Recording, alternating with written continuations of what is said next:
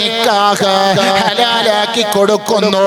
അന്ന് വരെ കാണാൻ പറ്റാത്ത പരസ്പരം കാണാനും പരസ്പരം കേൾക്കാനും പരസ്പരം സംസാരിക്കലും നിഷിദ്ധമാക്കിയ അവരെ ഹലാലാക്കി കൊടുക്കുന്നു. റസൂലുള്ളാഹിന്റെ സുന്നത്ത് പുതിയ ജീവിതത്തിന് തുടക്കം കുറിക്കുന്നു. നിക്കാഹ് അതാ സുബ്ഹാനല്ലാഹ് സയ്യിദന്മാരെ കൊണ്ടുവന്ന് ആലിമീങ്ങളെ കൊണ്ടുവന്ന് സാദാത്തുക്കളെ കൊണ്ടുവന്ന് നല്ല നിക്കാഹുകളൊക്കെ വളരെ പ്രൗഢഗംഭീരമായി നടത്തുന്നു. അല്ലാഹ് അതെ അതെ അതെ അൻകഹ്തുക അതെ എന്നൊക്കെ പറഞ്ഞ് അതാ ബിൻതി ഫാത്തിമ എന്റെ മകൾ ഫാത്തിമയെ നിങ്ങൾക്ക് ഞാൻ ഇണയാക്കി തന്നു, കൂട്ടിച്ചേർത്തി തന്നു, ഹലാലാക്കി തന്നു എന്നൊക്കെ പറയുമ്പോ അതേ ഖബിൽതു നിക്കാഹ എന്ന് പുതിയ ആപ്പിളയെ കൊണ്ട് പറയിപ്പിക്കുന്നു. ഭാര്യയുടെ ഭാര്യയുടെ ഉപ്പാന്റെയും ആ ഭർത്താവിന്റെ പുതിയ ആപ്പിളയുടെയും കൈ തമ്മിൽ ചേർത്തിട്ട് അതേ ഉസ്താദ് ഖതീബ് തങ്ങളാ വലിയ വലിയ മഹാന്മാര് വന്ന് നിക്കാഹ് ചെയ്ത് സ്വലാത്ത് ചൊല്ലി ഫാത്തിഹ ഓതി ദുആ ചെയ്ത് അതേ ബാറക്കല്ലാഹു ലക്കുമാ വബാറക അലൈക്കുമാ വജമഅ ബൈനക്കുമാ എന്നൊക്കെ പറഞ്ഞ് നിങ്ങളുടെ ജീവിതത്തിലുള്ള ബറക്കത്ത് തരട്ടെ, സന്തോഷം തരട്ടെ എന്ന് പറഞ്ഞിട്ട് ദുആ ചെയ്ത് പിരിഞ്ഞാൽ തങ്ങളും ഉസ്താദും വലിയ നാട്ടിലെ മഹത്തുക്കളും വന്ന് നിക്കാഹ് ചെയ്ത് പോയ സദസ്സില് എന്താ നടക്കുന്നത്? തോന്നിവാസം കൂട്ടാട്ടമല്ലേ? അവിടെ കൂട്ടാട്ടമല്ലേ? ക്യാമറക്കാരൻ അതാ പറയുന്നത് പോലെ ക്യാമറക്കാരൻ പുതിയ പെണ്ണിനെ തൊട്ടിട്ട് പറയുന്നു, ഈ കയ്യൊന്ന് അങ്ങോട്ട് വെക്ക്, ഒന്ന് ചേർന്ന് നിക്ക്, ഒന്ന് അടുത്ത് നിക്ക്, ഒന്ന് കയ്യവിടെ വെക്ക്, ഒന്ന് ഇങ്ങനെ അടുത്ത് നിക്കുന്നൊക്കെ പറയുമ്പോ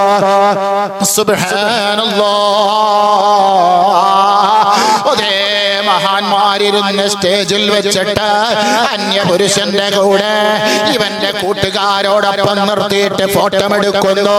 വാപ്പയ്ക്ക് പ്രശ്നമില്ല, ഉമ്മക്ക് പ്രശ്നമില്ല, അതേ കുടുംബക്കാർക്ക് പ്രശ്നമില്ല. ലക്ഷ്യമെന്താണ്? അതേ റസൂലുള്ളാഹി സുന്നത്താക്കിയ വിവാഹം അല്ലാഹു തആല പുതിയ ജീവിതത്തിലേക്ക് കാലെടുത്ത് വെക്കാൻ എല്ലാ ഹറാമിൽ നിന്നും കണ്ണിനെയും അവന്റെ ശരീരത്തെയും മാറ്റി നിർത്താൻ അല്ലാഹു ഹലാലാക്കി കൊടുത്ത വിവാഹം. ആ വിവാഹത്തിൽ നടക്കുന്ന പേക്കോത്തുകൾ, ആ വിവാഹത്തിൽ നടക്കുന്ന തോന്നിവാസങ്ങൾ ആർക്കും ഇവിടെ എതിരില്ല.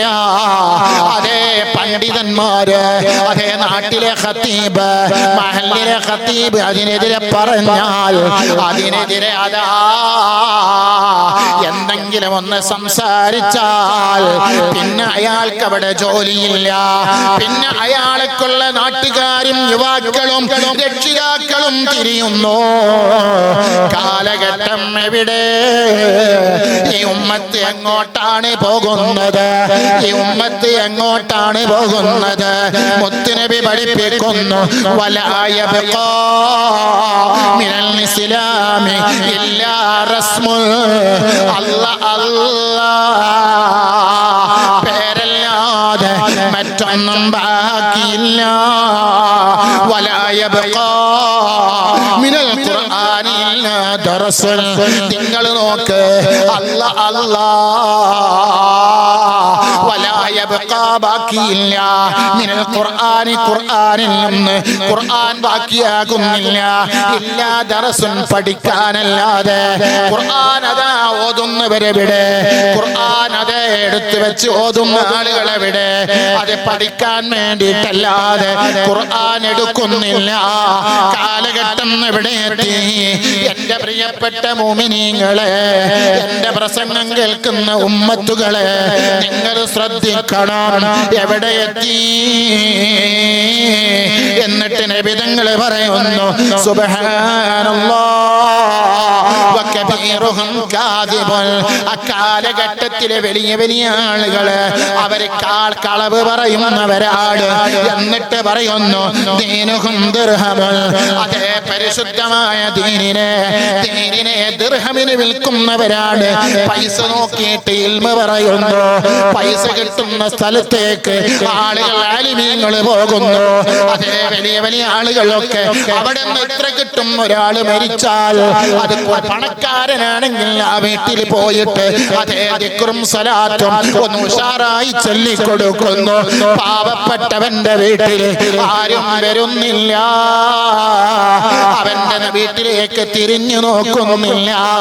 എന്നോടാരും വെറുപ്പൊന്നും വിചാരിക്കണ്ട, ഉള്ളത് പറയുകയാണ്. അത്യാവശ്യമുള്ള ഒരു പണക്കാരന്റെ വീട്ടില് ഒരു മരണം സംഭവിച്ചാൽ അവിടെ പോകുന്നു. അവിടെ തിരക്ക് പിടിച്ച ആളുകൾ വരെ അവിടെ എല്ലാ പരിപാടിക്കും സജീവമായി പങ്കെടുക്കുന്നു. പാവപ്പെട്ടവന്റെ ഒരു വീട്ടിലേക്ക് ഒരു നിക്കാഹിന് വിളിച്ചാൽ തിരക്ക് പിടിച്ച ഒരാലിമിനും അതാ സമയമില്ല, ഒരാൾക്കും വരാൻ സൗകര്യമില്ല. പാവപ്പെട്ടവന്റെ വീട്ടിലേക്ക്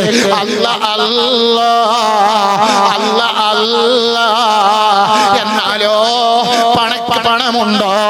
അതേ അത്യാവശ്യം കഴിവുണ്ടോ? അത്യാവശ്യം ആസ്തിയുണ്ടോ? അവിടേക്ക് ഓടിപ്പോകുന്നു. ദീനിനെ ദിർഹമിന് വേണ്ടി വിൽക്കുന്നു. മസ്അല പറയുന്നു.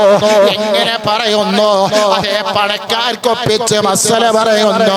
പാവപ്പെട്ടവന്റെ വീട്ടില് ഒരു കല്യാണത്തിന് എന്തെങ്കിലും ഒരു ചെറിയ അപശബ്ദമുണ്ടായാൽ അത് വലിയ സംഭവമാക്കി അവന്റെ പേരിൽ മഹല്ലത്തിൽ നടപടി വന്നു പോയി. അവനെ മഹല്ലിൽ നിന്ന് ഭ്രഷ്ട് കൽപ്പിച്ചു പോയി.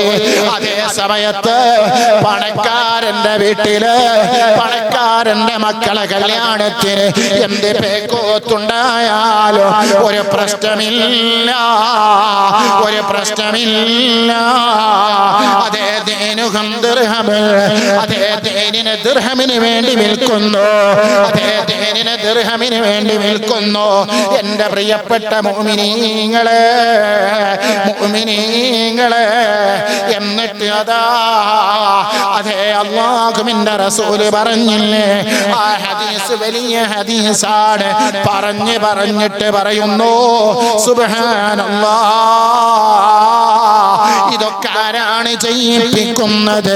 അതേ പിശാചിന്റെ പ്രവർത്തനമാണ്, പിശാചിന്റെ പ്രവർത്തനമാണ്, പിശാചിന്റെ പ്രവർത്തനമാണ്.